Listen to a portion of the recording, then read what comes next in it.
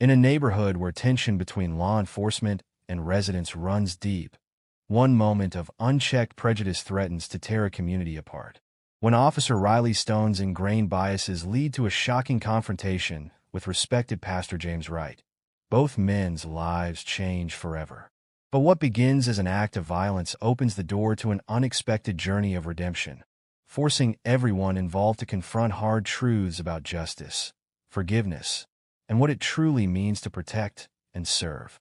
Before we dive into this story, let us know in the comments where you're watching from today. And if this story resonates with you, don't forget to hit that subscribe button to never miss out on more stories like this one. Officer Riley Stone's patrol car crawled through the streets of Oak Grove, his knuckles white against the steering wheel. The morning sun had barely crested the horizon, but already the summer heat pressed down on the aging neighborhood. Through his tinted windows, he watched residents beginning their day, his jaw tightening with each passing face. "Another day in paradise," he muttered, logging his 7th hour on patrol. The dashboard computer chirped with updates about overnight incidents: 2 break-ins, a domestic disturbance, and a handful of noise complaints. Riley's mind automatically cataloged these as further evidence, supporting his predetermined conclusions about the predominantly black neighborhood. The radio crackled. "Dispatch to Unit 274. Check on a possible disturbance at Marshall and Pine." "Unit 274, copy that," Riley responded, making a sharp turn toward the intersection. As he approached, he spotted a young black man walking briskly, hands in his pockets. Riley's suspicion immediately kicked in. "Hey, you there," he called out, rolling down his window. "Stop right there." The young man froze, slowly turning around. "Yes, officer." "Where you headed in such a hurry?" Riley's tone carried an edge that made the question sound more like an accusation. "I'm just going to work, sir. I'm opening the hardware store today." Riley sized him up, noting the clean polo shirt and name tag. "ID," he demanded. The young man carefully reached for his wallet, movements deliberately slow. "My name's Marcus Thompson. I've worked at Johnson's Hardware for 3 years now." Riley snatched the license, scrutinizing it before tossing it back. "Get moving. And keep those hands where I can see them." Marcus nodded, face carefully neutral as he continued down the street. Riley watched him go, mentally adding another tally to his list of suspicious characters for the day. 2 blocks away, a very different scene was unfolding. Pastor James Wright walked his usual morning route, his presence bringing smiles to faces that had been tense moments before. At 62, he carried himself with the dignity of a man who had seen both the worst and best of humanity and chose to believe in the latter. "Good morning, Mrs. Henderson," he called out to an elderly woman struggling with several grocery bags. "Those look heavy. May I help?" "Oh, Pastor Wright." Mrs. Henderson's weathered face brightened. "You're too kind, but I couldn't impose." "Nonsense," he said, already taking the heaviest bags. "My grandmother would rise from her grave and box my ears if I walked past a lady in need."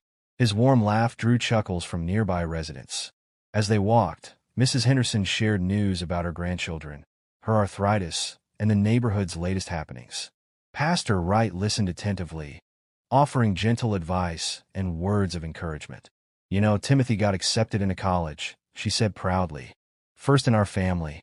"That's wonderful news." Pastor Wright beamed.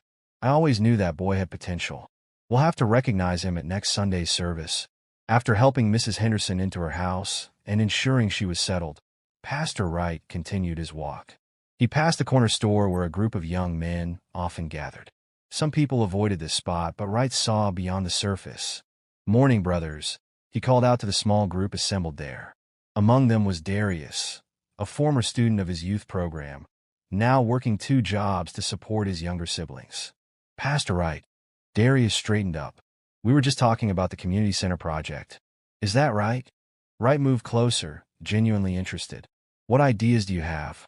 The young men gathered around him, their earlier restless energy channeling into animated discussion about basketball courts and after-school programs. None of them noticed Officer Riley's patrol car approaching until it was too late. Riley had been watching the group from a distance, his mind already constructing scenarios of drug deals and gang activity. The sight of Pastor Wright among them only fueled his anger. He pulled up sharply to the curb, lights flashing. "Break it up," he barked, stepping out of his vehicle. "Everyone disperse now." Pastor Wright turned calmly, maintaining his peaceful demeanor. "Good morning, officer. Is there a problem?" Riley's eyes narrowed. "Yeah, there's a problem. You're encouraging loitering and potential criminal activity." "Sir, we're having a discussion about community improvement," Wright explained, his voice steady. "These young men are sharing ideas for the new community center, right?" Riley scoffed. "And I'm sure those improvements involve more places for dealing drugs and causing trouble." The young men tensed, but Pastor Wright raised a hand slightly, a silent signal for calm. "Officer Riley, I've known these young men since they were children. They're working hard to make positive changes in their lives and their community. You're enabling them." Riley shot back, stepping closer, "making excuses for their behavior. This is exactly why this neighborhood stays the way it is." People began emerging from nearby shops, drawn by the confrontation. Phones appeared in hands, recording the scene. The tension in the air grew thick enough to cut with a knife. "Officer," Wright said firmly but respectfully, "these are good young men who deserve our support, not our suspicion. If you take the time to know them." "Know them?" Riley's voice rose. "I know enough. I see what goes on here every day. And you're supposed to be a man of God? Instead, you're out here encouraging this nonsense." "What I encourage," Wright responded, "is hope, dignity, and community. These are values that benefit everyone, including law enforcement." Riley's face reddened. "Step away from the group now, or I'll arrest you for obstruction." "I cannot and will not abandon these young men simply because you misunderstand their intentions," Wright stated calmly. "If you'd like to join our discussion about improving the community, you're welcome to do so." The crowd had grown larger now, murmuring and shifting. Some began calling out in support of Pastor Wright, while others filmed the confrontation on their phones. Darius and his friends stood their ground, but their faces showed increasing concern. "Last warning," Riley growled, his hand moving to his belt. "Move away from them now." Pastor Wright stood his ground, hands open at his sides. "Officer Riley, there's no need for threats here. We can discuss this like reasonable." The sound of the slap echoed through the street like a gunshot. Riley's hand had moved faster than anyone could track, connecting with Pastor Wright's face with enough force to snap his head to the side. Gasps and shouts erupted from the crowd. Wright slowly turned his face back to Riley, a red mark blooming on his cheek. But what struck Riley most was the look in the pastor's eyes. Not anger or hatred, but something that looked unsettlingly like pity. The crowd surged forward, voices raised in anger, but Wright raised both hands. "Peace," he said firmly. "Peace, everyone. Violence solves nothing." Riley stood frozen, his hands still tingling from the impact. For the first time, doubt crept into his expression as he looked at the faces around him. Not criminals or troublemakers, but shocked and horrified community members, all ages, all recording his actions. Without another word, he backed away, nearly stumbling in his haste to reach his patrol car. As he pulled away from the curb, his eyes met Pastor Wright's in the rearview mirror. The calm, steady gaze seemed to follow him, burning into his conscience like a brand. The crowd gathered around Pastor Wright, offering help and expressing outrage, but he remained focused on the departing patrol car. He touched his cheek gently, then turned to address the agitated group. "My friends," he said, his voice carrying across the now silent street, "what happened here today is not the end of the story. It's the beginning. How we respond in the next few minutes, hours, and days will determine whether this moment becomes another spark for division or an opportunity for real change." As the morning sun climbed higher over Oak Grove, news of the incident began spreading through social media and text messages. The video of the slap would soon go viral, but few who shared it would understand the true significance of that moment. How a single act of violence would set in motion events that would transform not just two men's lives, but an entire community's understanding of justice, redemption, and the power of unwavering grace in the face of hatred. In his patrol car, Riley Stone tried to shake off the memory of Pastor Wright's eyes, but it clung to him like a shadow. He didn't know it yet, but in 8 minutes, he had set in motion a chain of events that would force him to confront not just his actions, but the deep-rooted prejudices that had led him to this breaking point. The real question was, When the truth finally caught up with him, would he be ready to face it? The crowd's reaction was immediate and electric. Dozens of phones captured the moment, their screens reflecting Pastor Wright's reddened cheek and Officer Riley's retreating figure. Among the onlookers, 23-year-old Malik Johnson pushed through the crowd, his voice rising above the chaos. "Everyone stay back," Malik called out, reaching Pastor Wright's side. "Give him some space." He'd known the pastor since childhood, when Wright's youth programs had kept him off the streets and in school. "Pastor Wright, let me help you," Malik said softly, supporting the older man's elbow. "We should get you checked out." Mrs. Henderson emerged from her house, clutching a bag of frozen peas. "Bring him to my porch," she insisted, her voice trembling with anger. "I saw everything from my window. We should call the police." "The real police." No, Pastor Wright said, allowing Malik to guide him to a nearby bench instead. His voice remained steady, though his cheek had begun to swell. "What we need right now is calm." "Calm," someone shouted from the crowd. "That cop just assaulted you in broad daylight." Murmurs of agreement rippled through the gathering. Someone mentioned calling their cousin who worked at the local news station. Another suggested organizing a protest right then and there. "My friends," Pastor Wright stood, his presence commanding attention despite the circumstances. "Violence solves nothing. We fight hate with love." He touched his cheek gently. "This pain is temporary, but the choices we make now will echo through our community for years to come." Malik noticed several people shaking their heads, unconvinced. He understood their frustration, he felt it himself. But he also recognized the wisdom in Pastor Wright's words. "The pastor's right," Malik addressed the crowd. "But that doesn't mean we do nothing. We can fight back with truth." He held up his phone. "We have video. We have witnesses. We'll make sure everyone knows what happened here today." Already, social media was lighting up with clips of the incident. Sarah Martinez, who ran the community center's social media accounts, was among the first to share the video. Within an hour, it had been shared thousands of times. At the First Baptist Church, Deacon Thompson watched the video with growing concern. He immediately began calling other church leaders. "We need to organize," he told them. "Pastor Wright has stood up for this community for 30 years. Now it's our turn to stand up for him." By early afternoon, church members had organized a peaceful protest scheduled for the following day outside the police station. The message spread through neighborhood group chats, church newsletters, and word of mouth.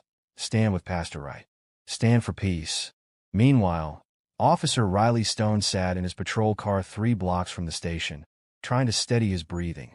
His hands still tingled from the impact, and Pastor Wright's eyes haunted him. Finally, he put the car in drive and pulled into the station parking lot. Inside, the atmosphere shifted as he walked through. Conversations stopped. Officers looked away. His partner, Detective Sarah Chun, approached with concern in her eyes. "Riley, what happened out there?" "The captain's looking for you." "Nothing happened," Riley muttered, pushing past her. "Just another day dealing with troublemakers in that neighborhood." "There's video," Chun warned. "It's all over Facebook." Before Riley could respond, Captain Martinez's voice boomed across the precinct. "Stone, my office. Now." Riley entered the captain's office, where the incident video played on a computer screen. Martinez paused it at the moment of impact. "Explain this to me," Martinez demanded, his face tight with controlled anger. "Tell me why one of my officers is on social media, assaulting a respected community leader." "Sir, the situation was volatile. Pastor Wright was encouraging a group of known what, Stone? Known community members? That man has done more to reduce crime in Oak Grove than 10 police officers." Martinez leaned forward. "We've already received dozens of complaints. The mayor's office is calling. They're just stirring up trouble," Riley insisted. "You know how that neighborhood is." "No, Stone. I'm starting to think you're the one stirring up trouble." Martinez rubbed his temples. "Go home. Take administrative leave while we sort this out." The drive home felt surreal. Riley's phone buzzed constantly with notifications, social media messages, many of them hostile. By the time he reached his driveway, his hands were shaking. Inside, his wife Linda watched the local news with horror. "Breaking news tonight," the anchor announced, as video surfaces of a local police officer assaulting beloved community leader Pastor James Wright. "Turn it off," Riley snapped.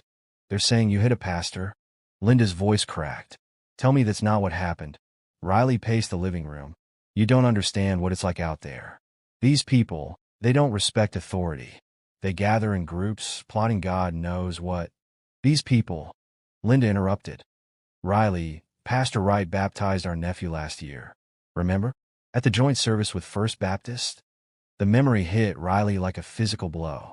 He remembered Wright's warm smile, the way he'd made their nephew feel special. But that was different, wasn't it? That was in church, not on the streets where what? The question nagged at him as he lay in bed that night, replaying the incident. He'd seen a group of young men talking about community programs. He'd seen a pastor trying to mediate. He'd seen, no. He pushed the thoughts away, replacing them with familiar anger. He was the officer. He was in charge. They should have listened. But even as he clung to his justifications, doubt crept in like smoke under a door. Across town, Pastor Wright sat in the Channel 5 news studio, makeup artist carefully concealing his bruise. The younger members of his congregation had urged him to show it, to let everyone see what had happened, but Wright had other ideas. Pastor Wright, the interviewer began, today's incident has sparked outrage across the city. What's your response to those calling for Officer Stone's immediate termination? Wright's calm demeanor provided a stark contrast to the day's chaos. My response is that we must be careful not to let one moment of anger destroy the possibility of many moments of understanding. Are you saying Officer Stone shouldn't face consequences? I'm saying that consequences and punishment are not the same thing. Officer Stone's actions reflect deeper issues that termination alone won't solve. What we need is dialogue, understanding, and yes, accountability, but accountability that leads to change, not just punishment. The interviewer leaned forward. Some in the community feel you're being too forgiving. They want justice. Justice and revenge are different paths, Wright replied. I choose justice. And sometimes, justice requires us to see the humanity in those who fail to see it in us. Social media exploded with reactions. Some praised Wright's grace and wisdom, while others accused him of being too soft. The video clips spread further, reaching national news outlets. The next morning, Riley woke to find his supervisor, Lieutenant Sandra Hayes, at his door. We need to talk, she said, stepping inside. The department is opening a formal investigation. Given the video evidence and public pressure, we don't have much choice. Riley slumped onto his couch. So that's it? 20 years on the force, and I'm done because of one incident. One incident? Hayes' voice sharpened. Riley, I pulled your complaint history. This isn't isolated. It's just the first time it was caught on camera. What are you saying? I'm saying you have a choice to make. The department psychologist has an opening this afternoon. The union lawyer will be here in an hour. And Pastor Wright? She paused. Pastor Wright has offered to meet with you. Riley looked up sharply. He what? He called this morning. Said his door is open if you want to talk. Hayes stood to leave. Think about it, Riley. Really think about what kind of officer, what kind of person you want to be. Left alone, Riley stared at his hands. The same hands that had struck a man of peace, a man who now offered him a chance at redemption. For the first time since the incident, he allowed himself to feel something beyond anger and defensiveness. It felt like shame. Outside his window, he could see news vans gathering. His phone showed hundreds of unread messages. The wall of justification he'd built around himself was crumbling, leaving him exposed to a truth he'd spent years avoiding. In 8 minutes, he had destroyed his career and reputation. But as he finally forced himself to watch the full video of the incident, he realized he'd been destroying something far more important long before that, his own humanity. The question was, could he find it again? The answer, though he didn't know it yet, would depend on his willingness to see through Pastor Wright's eyes, the same eyes that had haunted him since that morning, offering not condemnation, but a chance at transformation. As the sun set on the second day of this unfolding drama, 2 paths stretched before Officer Riley Stone. One led to defensive isolation, the other toward uncomfortable but necessary change. The choice he would make would affect not only his own future, but the future of a community balanced on the edge between conflict and reconciliation. And somewhere in Oak Grove, Pastor Wright prepared for another day of healing. Not just his own visible wounds, but the invisible ones that ran deep through the heart of his beloved community. The morning sun cast long shadows across the police station steps as hundreds of community members gathered, their signs held high against the pale blue sky. Peace, not violence, justice with love, and community unity dotted the crowd like flowers in a garden of hope. Pastor Wright stood at the center, his bruised cheek now a reminder of why they had gathered. Despite attempts to conceal it, the mark remained visible, a testament to the truth they sought to address. The crowd parted as he made his way to the front, his presence bringing a hush over the assembled masses. "Let us pray," he said, his voice carrying across the morning air. Heads bowed, regardless of faith or belief, united in a moment of reflection. "Lord, we gather here not in anger, though we feel it, not in hatred, though it tempts us. We gather in hope, hope for understanding, hope for change, hope for healing.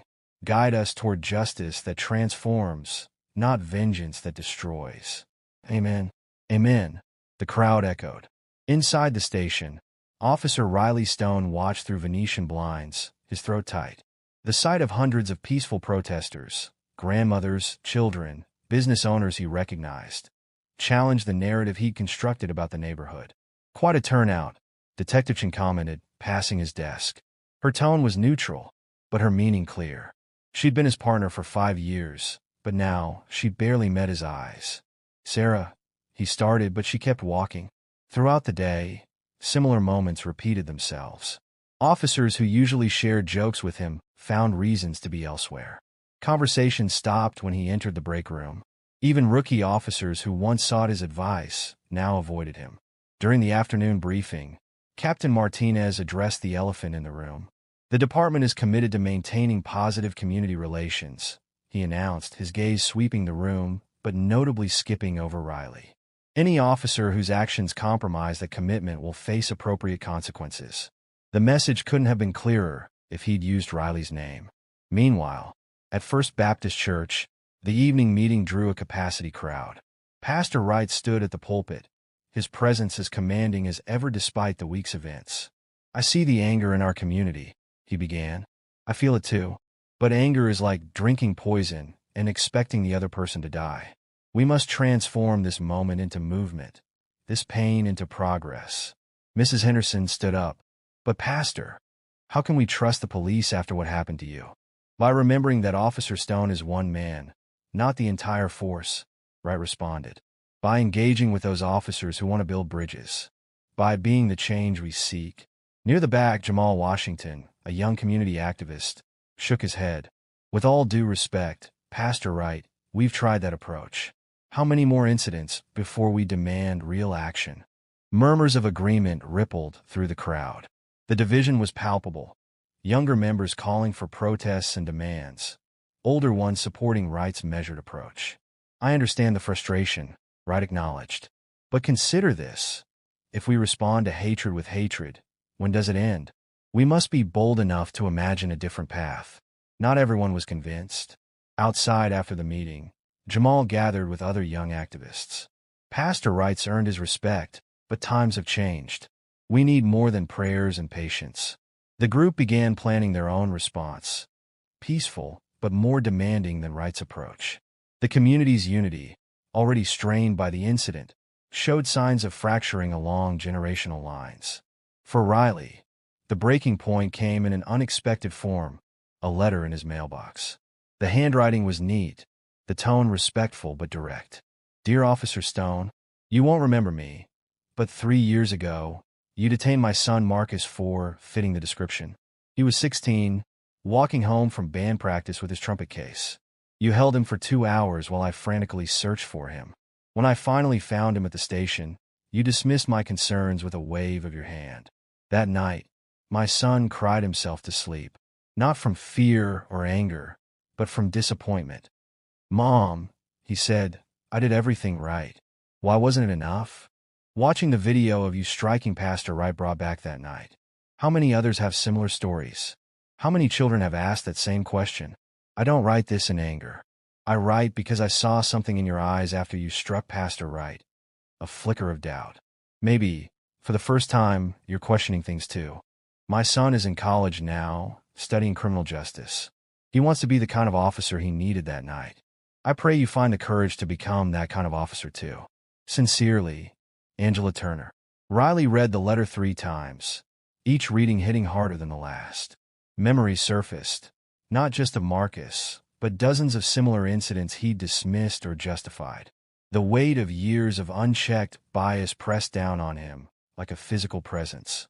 The next morning, the city newspaper featured an open letter from Pastor Wright. Riley's hands shook as he read. To our community, in recent days, many have asked why I advocate for reconciliation rather than retribution. The answer lies in a truth I've learned over 62 years. Hate cannot drive out hate. Only love has that power. The incident that occurred was not just about 2 men, an officer and a pastor. It was about the fears, prejudices, and misunderstandings that divide our community. Officer Stone's actions were wrong and require accountability. But accountability without transformation perpetuates the cycle. I envision a community where police and residents work together, where trust replaces suspicion, where every person's dignity is recognized and respected. This vision requires courage, the courage to change, to forgive, to grow.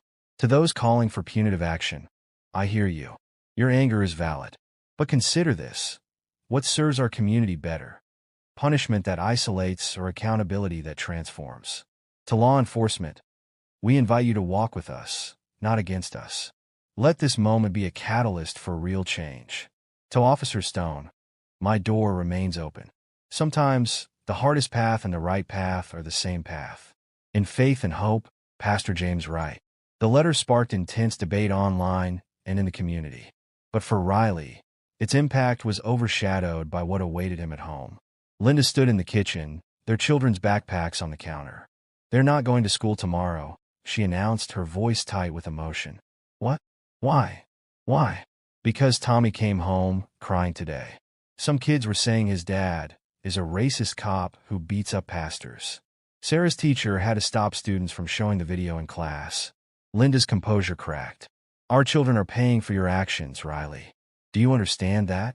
Riley slumped into a chair, the full weight of consequences finally hitting home.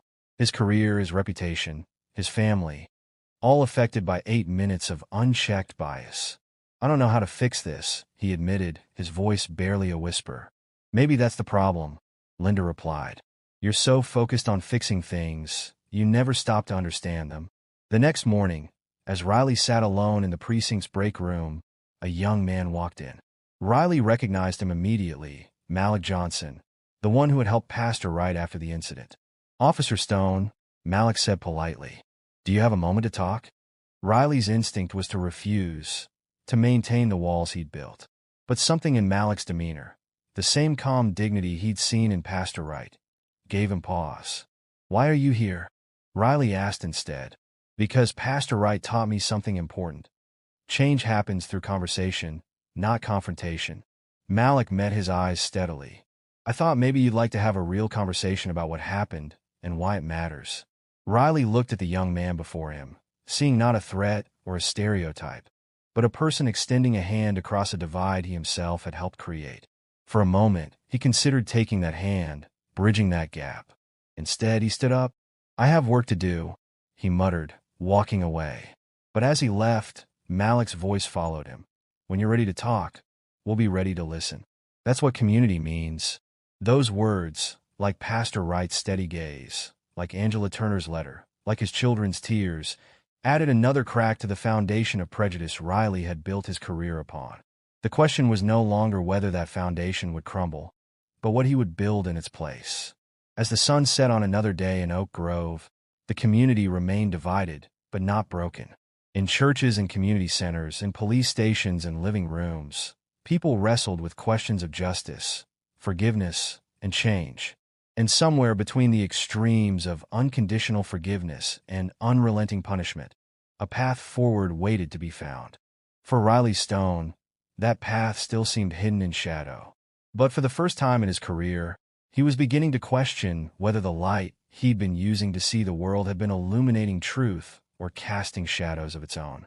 The blue light from the television cast shadows across Riley Stone's face as he sat alone in his living room at 3 a.m. Linda and the kids were upstairs sleeping, but rest eluded him. On the screen, Pastor Wright's interview played for what must have been the dozenth time. Forgiveness isn't about forgetting, Wright was saying. It's about creating space for change. When we hold on to hatred, we become prisoners of our own anger. Riley reached for the remote to turn it off, then stopped. Something in Wright's eyes held him, the same steady gaze that had followed him since that fateful morning. Many ask why I don't demand Officer Stone's termination, Wright continued. But what does that solve? We remove one officer without addressing the deeper issues. True justice isn't about punishment. It's about transformation. Riley's hand trembled as he picked up his coffee mug, now cold and bitter. The words echoed in his mind, mixing with memories. Angela Turner's letter about her son, Malik's calm offer of conversation, his own children's tears. What does that solve? He whispered to the empty room. The next morning his phone rang.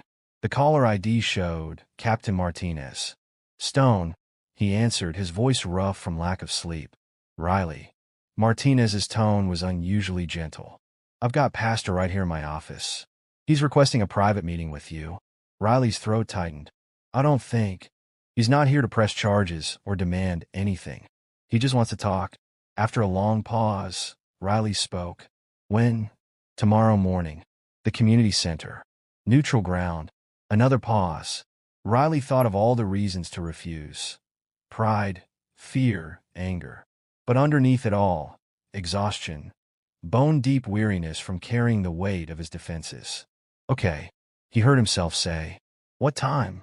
The community center stood quiet the next morning, its usual bustle of activity suspended for this private meeting. Riley arrived early, parking his personal car around back to avoid attention. His uniform felt wrong today, so he'd worn civilian clothes, a decision that left him feeling strangely vulnerable. Pastor Wright was already there, sitting calmly at a table in the main room. A few chairs, 2 cups of coffee, and decades of institutional distrust between them. Officer Stone, Wright greeted him, gesturing to a chair. Thank you for coming. Riley sat stiffly, not touching the coffee. You wanted to talk. So talk. Actually, Wright replied, I'd like to listen first. Tell me, how are you handling all this? The question caught Riley off guard. He'd expected accusations, demands, maybe even smugness. Not this simple inquiry about his well-being. How am I handling it? Riley's laugh held no humor. My career is probably over. My kids are being harassed at school. The whole community hates me. And you're the one who turned them against me. Did I? Wright's voice remained gentle. Or did your actions that morning simply reveal something that was already there? You don't understand what it's like. Riley shot back. Dealing with the crime, the attitudes, the constant disrespect. May I share something with you? Wright interrupted softly. A story from my own life? Riley gestured vaguely, and Wright began. 1978. I was a young seminary student, driving home from evening classes. A police officer pulled me over, said I matched the description of a robbery suspect. I showed him my ID, my seminary documents, explained I was studying to become a pastor. Wright's eyes grew distant with memory. He called for backup anyway. Made me lay face down on the cold pavement while they searched my car. Found my Bible in the trunk and threw it on the ground. 2 hours they kept me there. 2 hours of humiliation, simply because I matched a description. Riley shifted uncomfortably. The story was too familiar. How many times had he used those same words? Matched a description. The next Sunday, Wright continued, that same officer walked into my church. He didn't recognize me at first. When he did, I saw shame flash across his face. He turned to leave, but I called out to him, asked him to stay for the service. Did he? He did. And the next week, and the week after that. Today, he's one of my dearest friends. He chairs our police community relations committee. Riley stared into his untouched coffee. Why are you telling me this? Because that officer made a choice. When confronted with his prejudice, he could have doubled down, defended himself, blamed me. Instead, he chose to change. Wright leaned forward. We all have choices, Officer Stone. Even when our past seems to dictate our future. Something broke in Riley then, a dam holding back truths he'd never voiced aloud. My father, he started, his voice barely audible. He had very clear ideas about people who were different from us. Growing up, every family dinner included some rant about how those people were ruining the neighborhood, the country, everything. Wright listened silently as Riley continued. I thought I was different. Thought I'd moved past all that. But every time I patrol certain neighborhoods, every time I see a group of young black men, I hear his voice in my head. And I hate it. I hate that I can't seem to shake it. Tears threatened, but Riley fought them back. I'm ashamed of what I did to you, yes, but of all of it. Every traffic stop where I was a little rougher than necessary. Every time I assumed the worst. Every kid I might have traumatized like Marcus Turner. He looked up at Wright. How do you even begin to fix something like that? Wright reached into his briefcase and pulled out a small notebook. First, by acknowledging it, which you've just done. That's crucial. He began writing. I'm going to give you some resources. Dr. Sarah Martinez, no relation to your captain, is a therapist who specializes in helping people unlearn ingrained biases. She's helped several officers I know. He continued writing. There's a weekly discussion group at the community center. People from all backgrounds talking about their experiences with race and prejudice. And I know a retired officer who runs workshops on community-oriented policing. You really think any of them would want me there? After what I did? They might be skeptical at first, Wright admitted. But authentic change inspires others. Your journey could help other officers confront their own biases. Riley picked up the list with trembling hands. I don't know if I'm strong enough for this. Strength isn't about never falling, Officer Stone. It's about how you get back up. Wright's smile was gentle. The first step is always the hardest, but it's the most important. What if I fail? Then you try again. Change isn't a destination, it's a journey. And you don't have to walk it alone. They talked for another hour, discussing practical steps and potential challenges. Wright shared more stories, both of prejudice faced and bridges built. Riley found himself opening up about his fears, his shame, and his hope for redemption. As their meeting drew to a close, Wright mentioned one final thing. We're having a community forum next week. It's not about you specifically, but about building understanding between law enforcement and residents. Would you consider attending? Riley's initial instinct was to refuse. The thought of facing the community he'd wronged terrified him. But something had shifted during their conversation. Not to speak, Wright added, seeing his hesitation. Just to listen. Sometimes, hearing other stories is the most powerful catalyst for change. Riley thought of Angela Turner's letter, of Malik's offered conversation, of all the voices he'd dismissed over the years. What time? Thursday evening, 7 o'clock. Right here. Standing to leave, Riley extended his hand. Thank you, Pastor Wright. Not just for today, but for seeing something in me worth saving. Wright took his hand firmly. God sees worth in all his children, Officer Stone. Sometimes we just need help remembering that includes ourselves. Outside, the morning had warmed, the sun breaking through early clouds. Riley stood in the parking lot, Wright's list clutched in his hand, feeling both lighter and heavier than when he'd arrived. Lighter, freed from the burden of denial. Heavier, weighted with the responsibility of change. His phone buzzed, a text from Linda. How did it go?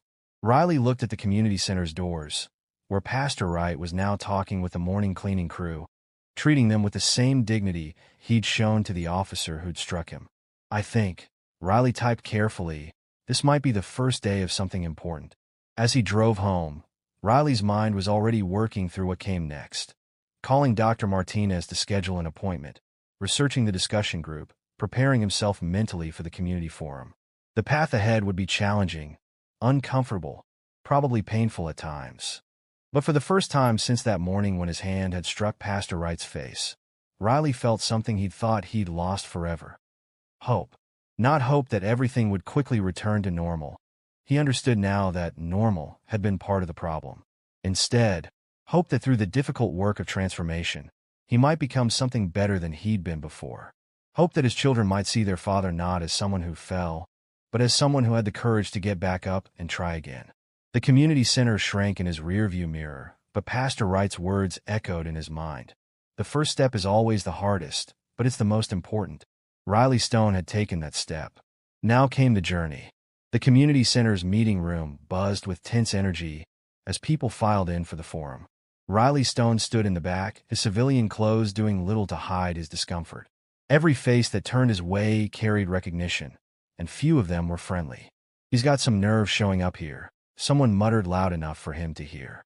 Mrs. Henderson, arranging chairs near the front, caught his eye. For a moment, her expression hardened, then softened slightly as she noticed his obvious anxiety. She gave him a small, almost imperceptible nod before returning to her task. Pastor Wright approached the podium as the room filled to capacity. The bruise on his cheek had faded but remained visible, a reminder of why they were all there. "Good evening," Wright began, his voice carrying to every corner. "Tonight is about building bridges, not walls. About understanding, not accusation." He paused, scanning the room. "We have someone here who has chosen to take a difficult but necessary step. Officer Riley Stone." The room erupted in whispers and shifting chairs.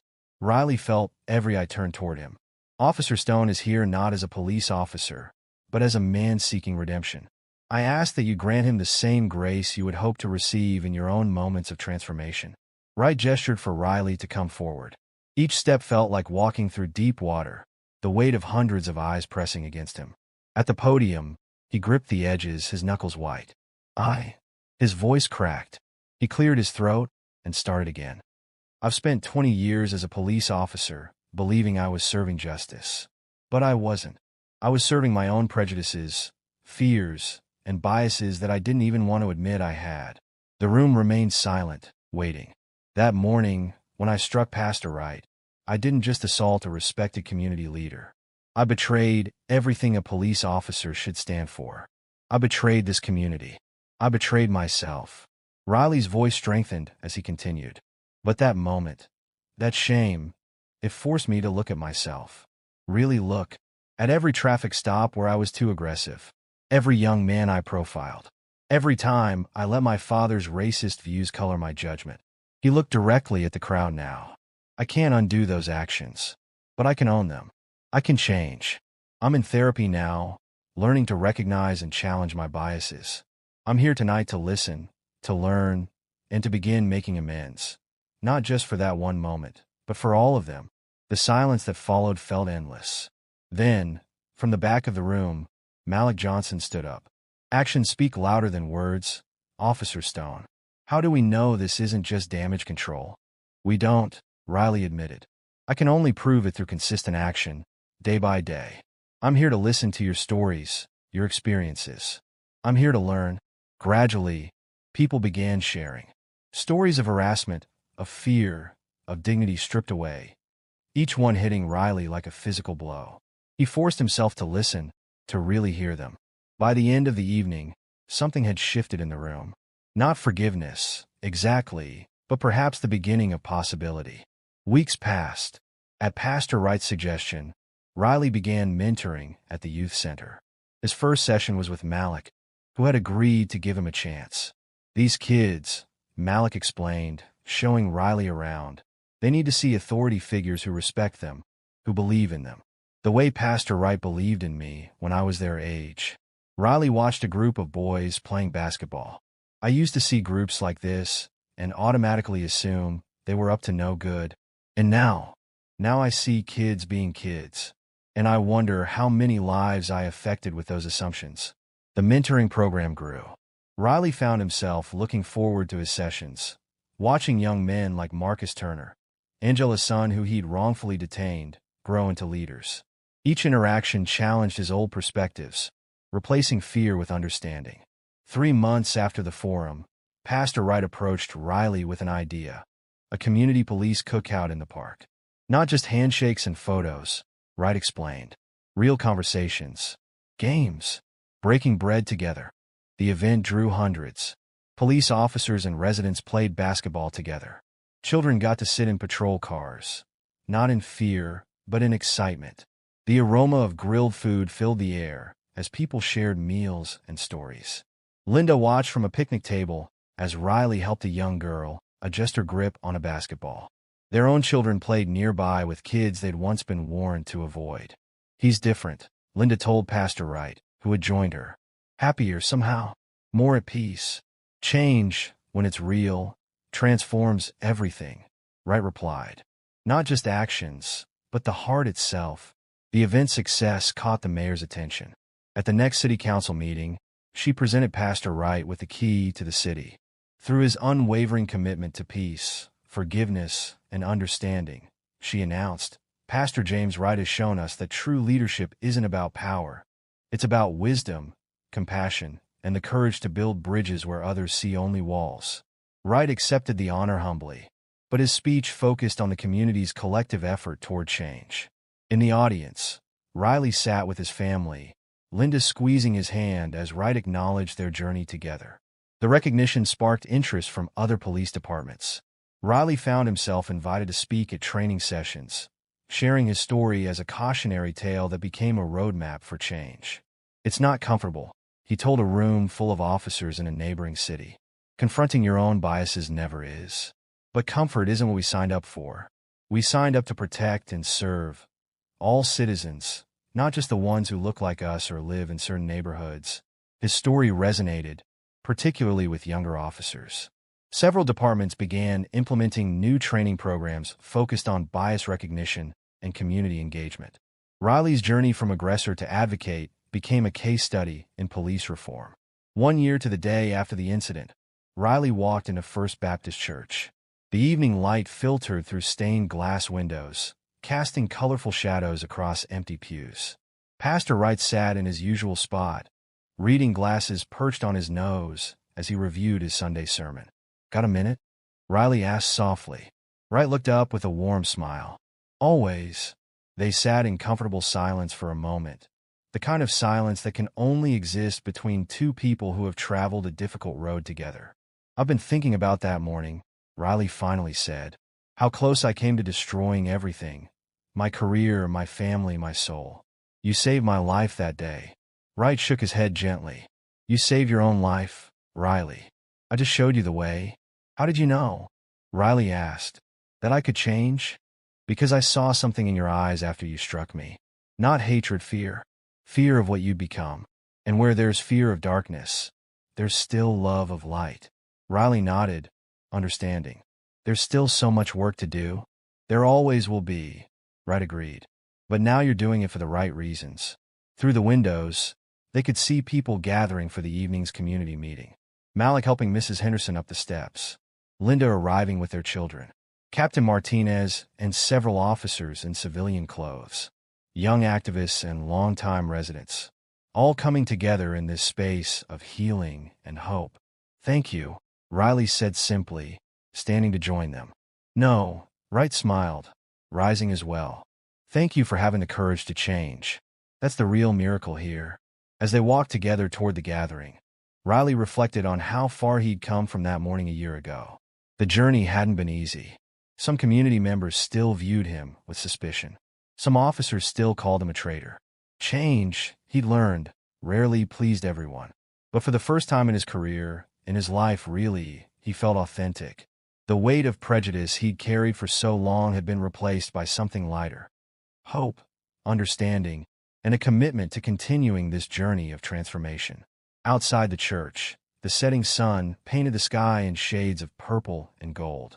Pastor Wright paused at the top of the steps, looking out over the neighborhood he'd served for so long.